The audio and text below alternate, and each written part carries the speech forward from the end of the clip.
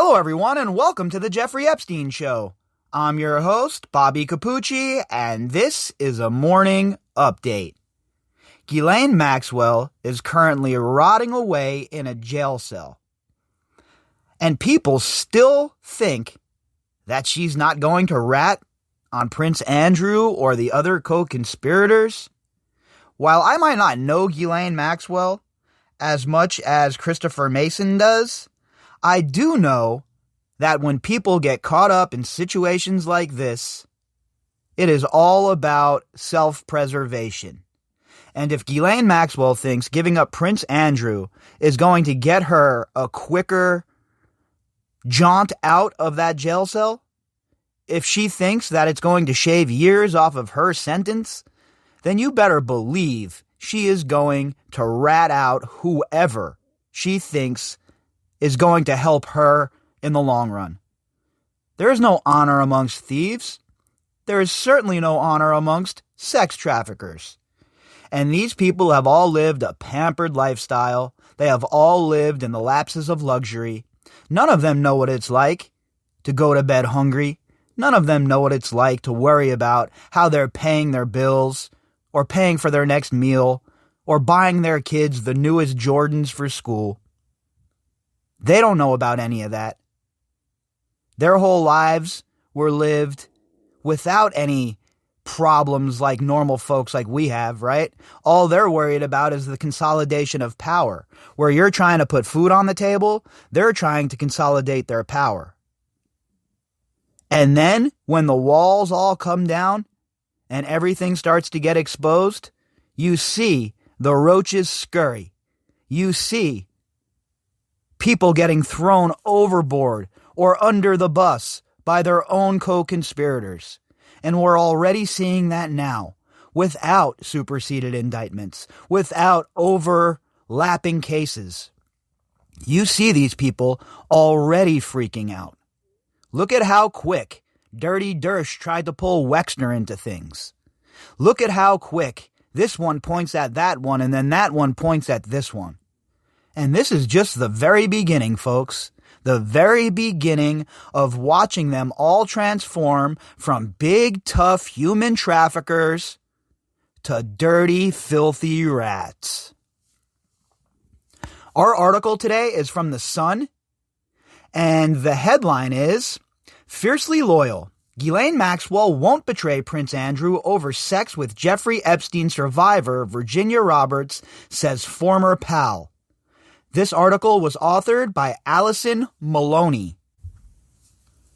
While Ghislaine Maxwell languishes in prison awaiting trial over the Jeffrey Epstein sex scandal, the world is wondering what she will reveal about Prince Andrew's alleged liaison with survivor Virginia Roberts.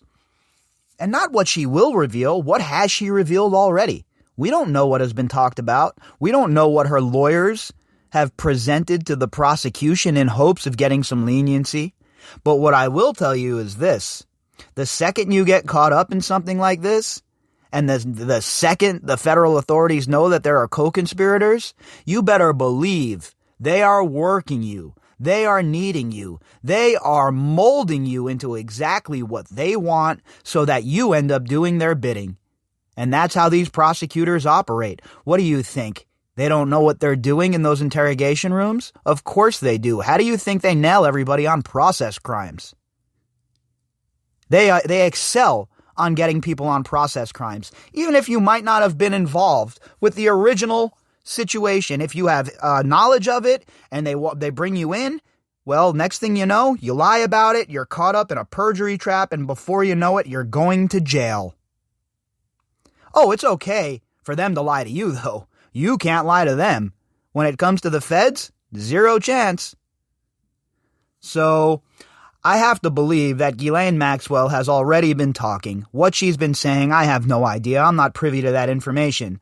But I will tell you this. If I was her lawyer, I would be all over her to come clean and talk about everything she knows while she's still going to do serious time. She might be able to get some more lenient conditions at the facility she ends up in, or whatever it may be. she will help herself in the end, at least a little bit, if she is giving up names. But in a bombshell interview with The Sun, the socialite, co-conspirator, fellow child molester, all-around scumbag, former friend Christopher Mason says Ghislaine will not betray the beleaguered prince, who denies the allegations against him. And again, I don't know Christopher Mason. I don't know Ghislaine Maxwell. And I certainly don't know the Joe Exotic of the Windsor family. But what I do know are criminals. And what I most certainly know are people who are facing charges like this, RICO charges, etc. And it is an uphill climb in the best of days for the hardest of people. All right? We're talking the hardest of gangsters, mafioso, you name it, have cracked under this sort of pressure. So for Christopher Mason here to try and pitch to me that Ghislaine Maxwell is going to be able to withstand the barrage and hold strong, hold the line, I find a very hard time believing that, especially considering these people are only concerned about self-preservation. Prince Andrew and Ghislaine were always fiercely loyal to each other, and she wouldn't give him up, he tells The Sun Online. I think she'll still have his back and will protect him to the last. Well, I'll tell you what.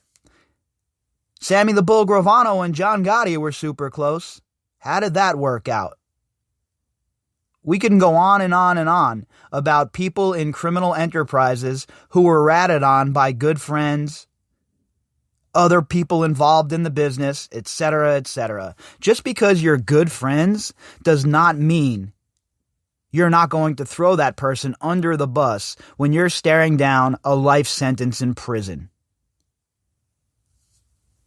I don't think U.S. prosecutors would have much of an appetite for shaming a British prince, but his refusal to cooperate with their inquiries may spur their determination to exert maximum pressure on Ghislaine to turn on him. I think that's a bunch of bullocks at this point. I think that the prosecution in the United States is keenly aware of the scrutiny that they're under in this case, of the pressure that they are now under to turn indictments. We're paying attention now, all right?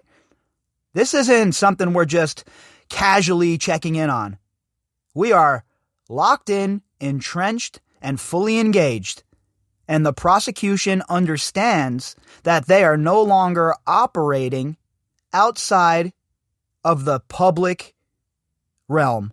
The public is completely invested in this now, completely involved, and they expect the prosecution to kick down doors, shake bushes, and search behind every single obstacle for anybody who is involved, prince or otherwise. British journalist Christopher, who is based in New York, became a close friend of alleged pimp, co-conspirator, fellow child abuser, Maxwell after they met in 1989, and says her connection to powerful men, including Prince Andrew, meant she was the perfect match for social climber Epstein. Again, look, this Christopher Mason is running the same tired-ass story about Ghislaine Maxwell needing Jeffrey Epstein to help her. That is not the case. She was not some lost lamb who needed a flock, okay? She came to America to meet Jeffrey Epstein with one sole purpose in mind: getting this operation up and running. I am 100% convinced of that. She didn't have to come to find Jeffrey Epstein to help her with money, okay? Plenty of other people, I'm sure, would have stepped in and filled the void. There was a reason that it was Epstein that she ended up with, and there is a reason that they were together operating for so long.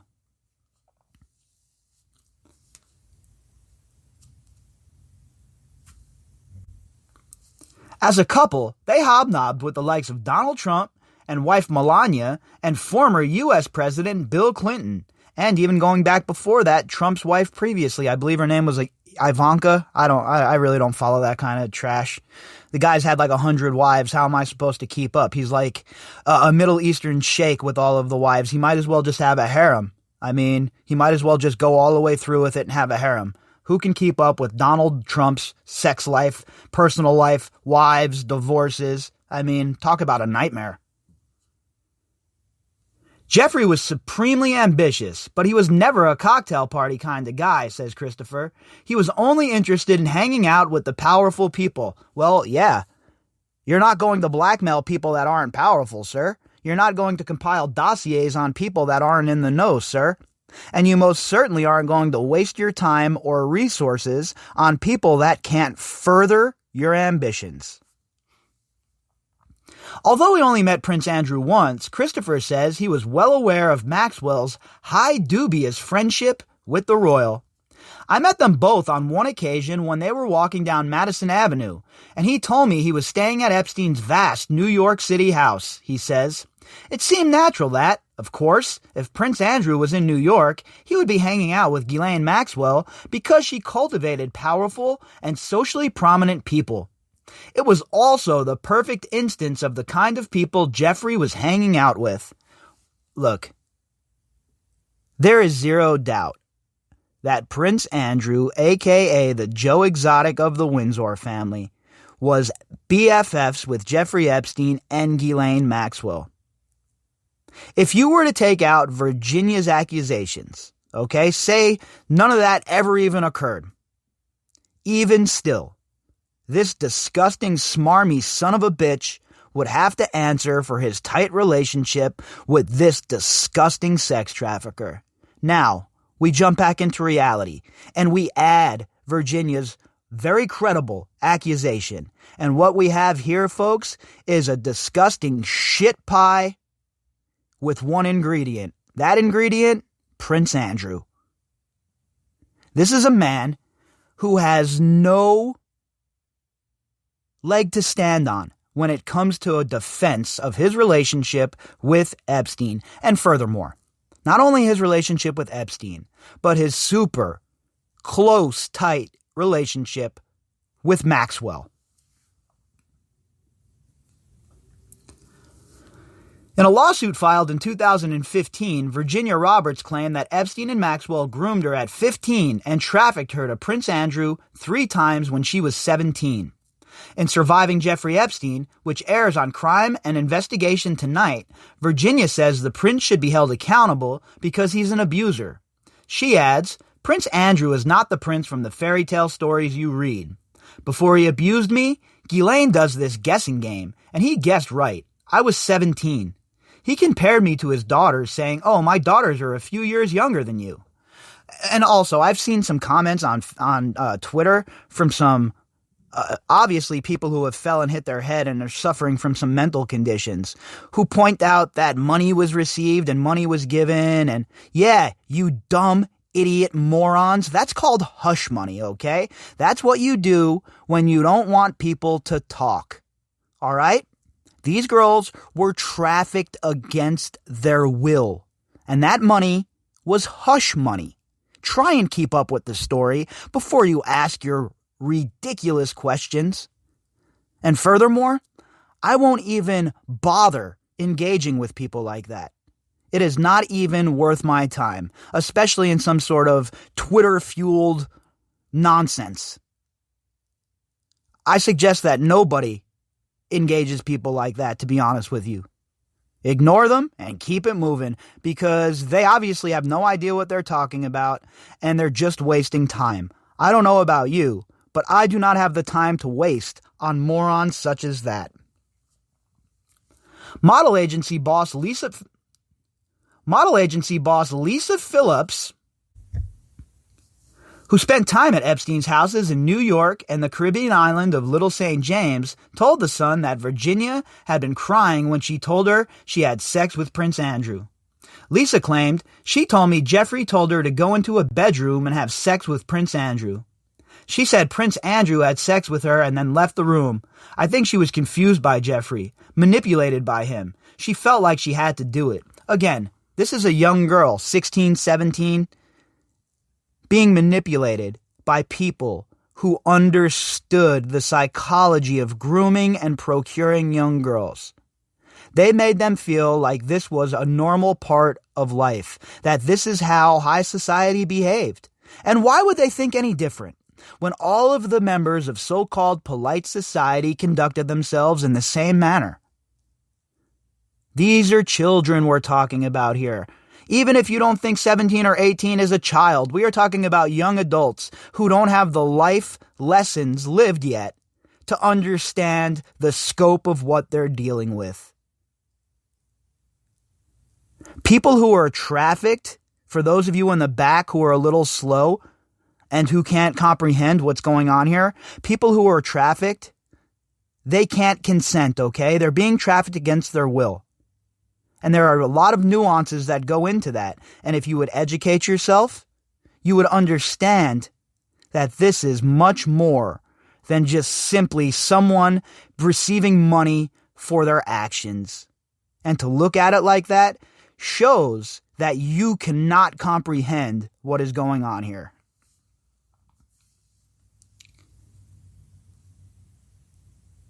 She said she confronted Epstein, who told her, "It's nice to have things on people."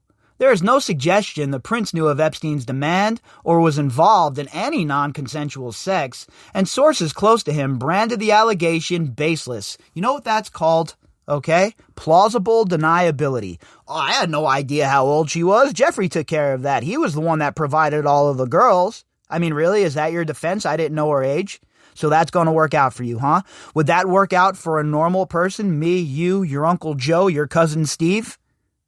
No, it would not.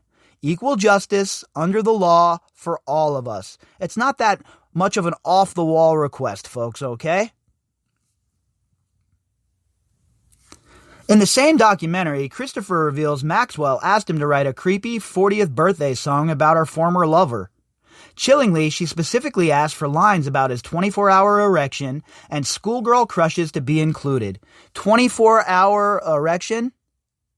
What? I remember watching the commercials. It says after 4 hours, you should seek the help of a medical professional. So this dude has a 24-hour erection every day? The whole entire situation was just odd on its face.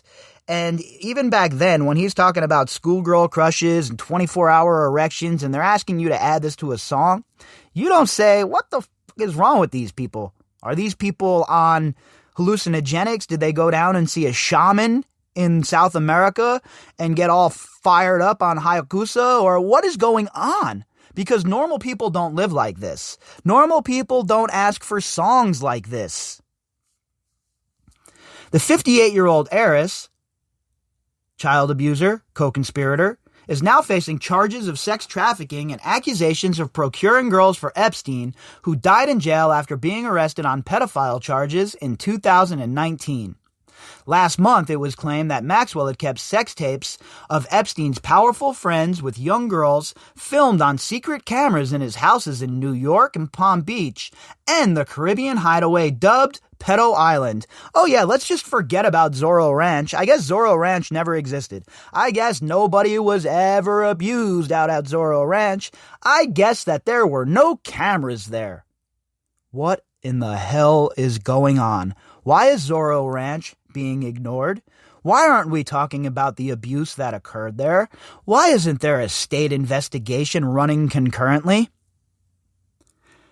Now Christopher, who has attended parties at Epstein's homes, claims surveillance cameras were hardwired into the £60 million townhouse on New York's East 71st Street that Epstein took over from Victoria's Secret boss Les Wexner. Again, this Christopher Mason guy, look, I'm not saying he was involved in the trafficking, right? I don't know him from here to Cheyenne. But what I will say is this. Another person who was around when this shit was going on, who thought shit was weird and creepy, and as a journalist, never decided to dig deeper, go to his editor and say, hey, there's something here, let's dig in. So what were you doing, Christopher Mason, during this whole entire time? I had no idea of secret sex videos at the time because I didn't know of any kind of sexual depravity with regards to Epstein, and certainly not Ghislaine, he says. But I certainly knew at the time that there was a panic room and that there were rooms with security cameras. So video surveillance seemed to be hardwired into that house. Yeah, seemed to be? No, it's a fact. That place was hardwired. Just listen to Maria, listen to Virginia, listen to the other survivors, and listen to the IT techs that were there, the professionals who set up the cameras. All right, we've talked to Mr. Kellogg, we've heard from Mr. Scully. There has been several people who have come forward and corroborated this. During his friendship with Maxwell, Christopher was unaware she was involved in Epstein's sick sex ring, which saw dozens of underage girls tricked into giving the billionaire 150-pound massages before being sexually assaulted.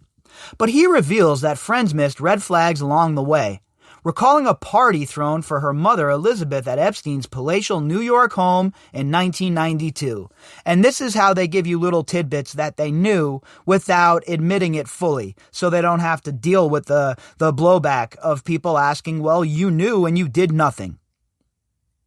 But these are what they do. They'll give you little tidbits. Oh, there was this one time. Oh, there was this other time. But there was this one time. But I never put the pieces together. Yeah, okay. It was a large party, and Ghislaine invited all of her closest friends, which included me, he says. There was a rumor going around the room that Ghislaine's boyfriend Jeffrey liked schoolgirls, and that Ghislaine made it her business to introduce him to posh schoolgirls from the posher New York schools. Stop. Hit the brakes. This is 1992, okay? There was a rumor going around the room in 1992, according to Christopher Mason. So if that rumor was going around the room, all these other billionaires and shit that were hanging out with him had no idea. They all had no idea what Jeffrey Epstein was, but the people in the living room of Jeffrey Epstein's house, they had an idea. Your story is fugazi, okay? It's garbage. All these rich people, from Trump to Clinton to George Stephanopoulos to Woody Allen, you name it. All of these sons of bitches that were hanging out with Jeffrey Epstein are absolutely caught red-handed, folks. And we keep getting more and more information that points to the fact that everybody knew what was going on and nobody stepped in. Jeffrey Epstein liked posh schoolgirls, and Maxwell made it her business to introduce him to schoolgirls from posher New York schools. You knew that, and you didn't do shit about it. You didn't write an article about it. You didn't go to your editor about it. You didn't take it upon yourself to do your job as a journalist and dig in. What are you scared of? It just seemed really odd and kind of unsavory, but it also seemed relatively innocent, like a naughty interest. Schoolgirls is a naughty interest? No, it's not a naughty interest, okay? There wasn't a sense at the time of there being anything sordid, and certainly no sense of sexual depravity. Of course it sounds revolting now. So going after schoolgirls, posh schoolgirls from New York schools, the upper crust schools, that's not gross. There's nothing wrong with that. There's no hint of sexual depravity there. Maybe Christopher Mason needs to be looked at a little bit deeper, because I don't know what to say about all of this shit here. Christopher had known Ghislaine Maxwell for 2 years when she moved to New York in January 1991 to run the Daily News, which had been bought by her media mogul father, Robert Maxwell. But 10 months later, her privileged lifestyle came crashing down when her father's body was found floating in the Atlantic Ocean close to his luxury yacht named Lady Ghislaine after his daughter. Her father was so corrupt, her father was so disgusting, and so poisoned inside and out that even the sharks and other oceanic life didn't want to eat this guy. They found his body. Think about that. It's a free meal floating around the ocean. No sharks want to eat him. They didn't want to get sick. They know that agita is on the menu if they eat this scumbag. The family's troubles grew when it was revealed that Maxwell had stolen millions from his employees' pension fund, and Ghislaine's two brothers, Kevin and Ian, were arrested on fraud charges. Although they were later acquitted. Of course they were. People like that don't do real time, especially over in England back in those days. I mean, forget it. If you're part of the upper crust of society, you're golden. The scandal and the loss of the family fortune left her utterly dejected and living in a tiny one-bed rented flat, says Christopher. Oh, the humanity. Oh, you lost your millions and millions of pounds of money. You got to live in a one-bedroom flat. Oh, how terrible. But the spring of 1992, when she began dating Epstein, things had completely turned around. You mean when she was sent into Epstein's sphere so that they can get their operation up and running? Dating, please. I don't buy any of that shit. Suddenly, she's looking supremely confident, talking about this guy she's dating, traveling by private jet, radiating success and confidence, says Christopher. Some people have questioned whether there was a romance between them, but I got the strong impression that it was genuine, and that it quickly morphed into her working for him. Nope, I don't believe in the romance angle. I don't think that ever occurred. I believe that Epstein was always an asset, and I believe that Maxwell, in the beginning, was his handler. That is what I believe. One evening, we were going out to a party together, and she asked me to meet her at Jeffrey's offices in a very grand building in Madison Avenue. She told me that she was taking helicopter lessons and that she was running Epstein's multiple houses. It was a job where you have to be on your toes because he was demanding, but she seemed to relish that role. Christopher believes the relationship with monster Jeffrey filled the void left by her father's death. Yeah, no, I disagree again. I believe that Maxwell understood her role in this. She was sent by her handlers to get this going with Epstein. And this whole entire thing about her dad dying and Epstein filling that void, that is all part of the grand deluxe cover story that was put into place by whoever was running this. Her father was a famously swashbuckling rogue, a monster with a reputation for being very difficult. Speaking about her father, it was clear she knew he was difficult, but they were incredibly close, and she was devastated by his death. With Epstein, she also knew he was demanding, but she loved being indispensable to him, so it seemed like a sort of strange echo of her relationship with her father. And again, I've said it a lot. Maxwell was raised at her dad's knee. She was raised in the world of spycraft, and she understood very much so what she was getting herself into. As the relationship progressed, it's alleged that Maxwell took over more than the housekeeping, helping him to run a pyramid scheme of sex trafficking where abuse victims groomed their own friends for an extra $200 at a time. As well as recruiting underage girls, some survivors, including Virginia Roberts, who was trafficked at 15, claim that Maxwell took part in the sexual assault herself. And we know that that's from several different girls, not just Virginia, right? That's not just a Virginia claim. Several girls have said the same thing. Christopher says the allegations against her of enabling and taking part in Epstein's molestation of young women are truly horrendous, and says he believes her former lover's every wish was her command. He's trying to give her cover fire here. Hey, Mason, look, buddy, this isn't going to work. You're not going to provide cover for her. We're not going to believe the woe is me. Ghislaine was roped into some trap here, okay? She needs to take responsibility for her part, and you need to take responsibility for the fact that you were hanging out around these days too, and obviously, people were talking about the rumor while you were sitting in that room in 92, and you did nothing either. So, stop trying to give your friend cover here and take a look in the mirror. Ghislaine once met a friend of mine to discuss decorating Jeffrey's townhouse, he recalls. They were in the middle of a conversation in a fashionable restaurant when her cell phone rang and she said, "Oh my God, it's Jeffrey. He's got a cold. He wants me to find him the best chicken soup in New York. I've got to go." She would do anything to please him. Well, yeah, they were partners. She was running him as an asset. She wanted to make sure he continued to do what she wanted. Despite the fact that Epstein and Maxwell's lives were intertwined for a long time, Christopher says she had moved on when she met computer mogul Ted Waite in 2005 and started a 6-year relationship. She helped Epstein plan his ascent in the world of politics and power, says Christopher. But Ghislaine introduced me to Ted Waite, who was handsome and rich, and they seemed to be having a really great time. So I assumed that she had moved on from Jeffrey. What? No, she hadn't. Again, more cover. Maxwell was never moving on from Epstein. They were connected from the time they were introduced as partners until the very end of time. They are connected now. Now, with her luxury and privilege stripped away, Maxwell is facing a long stretch behind bars, her toughest challenge to date. Ghislaine's always been resourceful and resilient, says Christopher, but a long sentence would, I imagine, be soul-destroying for her. Yeah, that's a fact. 100%. And that also goes into the comment I made earlier about how Ghislaine Maxwell is going to rat out whoever she thinks will help her get an easier sentence, point blank, period.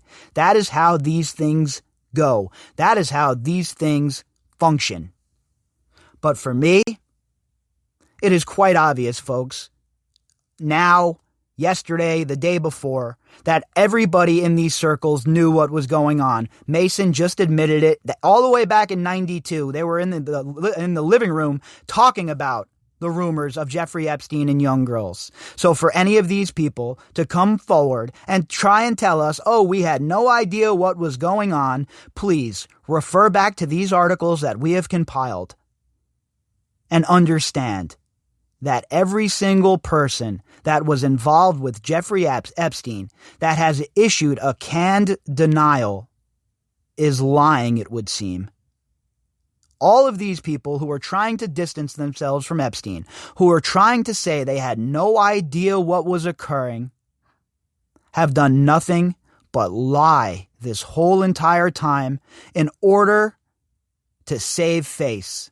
Instead of doing the right thing and coming forward and talking to authorities about what they know, instead, they decide to act deceitful. Instead, they act like they had no idea, when in reality, according to Christopher Mason, other sources, we know that everybody, at the very least, had an idea the kind of monster that Jeffrey Epstein was, and nobody in so-called polite society had the courage to do a thing about it. If you'd like to contact me, you can do that at bobbycapucci@protonmail.com. That's BOBBYCAPUCCI@protonmail.com. You can also find me on Twitter at BOBBY_CAPUCCI. All of the links that go along with this episode can be found in the description box. All right, everybody, we'll be back later on.